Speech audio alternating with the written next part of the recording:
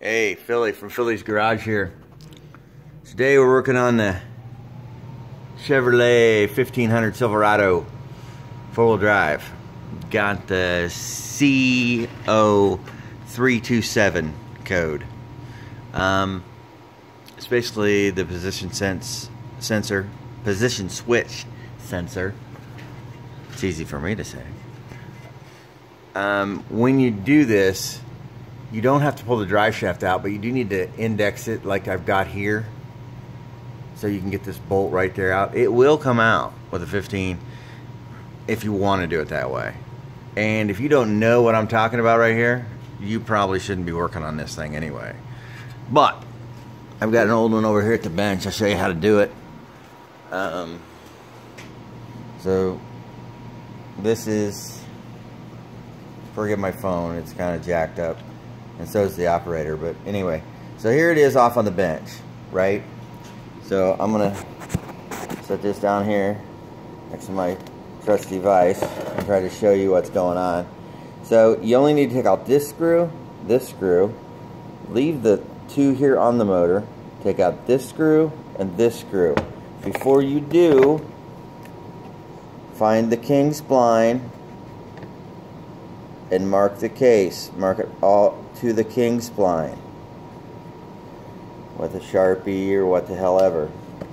So as you can see, I've got it marked and indexed on the king spline, the big spline. Again, if you don't know what this is or a king spline is, you probably have no business with this. It's not tough, but it is something to do. So once you get that loose, pull it off as easy as you can, because that gasket will stay on the case, right? You want to try to keep that there if you can. And then you're going to mark, index a place on the case, index, you've got your index here for your king spline when you put it back together, and index these two gears together, right? So you just basically, it's easy, just lift it up. Just lift it up, Philly. So you go like that, and this guy just pulls off the back. Just that easy. It is coming. So there's that. Take that guy. So here's where you can get messed up, right? So you can put it in like this, because it'll fit on that, right? And it'll almost go in. But that little bitty knob on the bottom goes in that hole right there. So what you got to do, leave the bushing in there, is take this. I'm probably going to do it, tell you not to do it some way, and I'll probably do it exactly the way I told you not to. So anyhow, there we are. Plug this guy back in. It says top on the plug. Right here, it says top. So this has to be pointing up.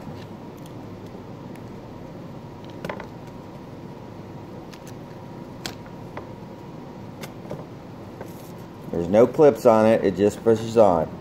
Okay, now it's time to put it back in time. So we're gonna try to roll this baby. Get him close. Okay, well, how'd we come out? Alright, so you can see this mark's lined back up, and the case to the gear index line is lined back up, excuse me. So take your case, the other half of the case, that you hope you haven't lost anything here. If you can try, if you take it out, it's probably stretched, so try to keep it in the case at all possible.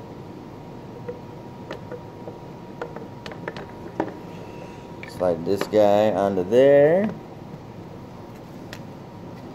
Okay, and now you can see the index mark, so I know that I have not moved this thing.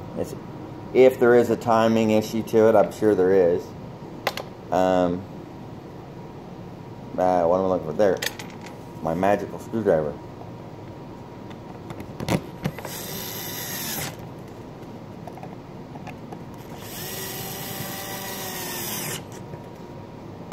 little guys. They got Loctite on them, but they can't come out anyway because they're against the case of the side of the transfer case.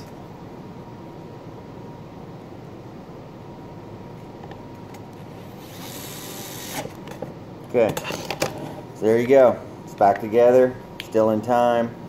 Got the new position sensor ring on there.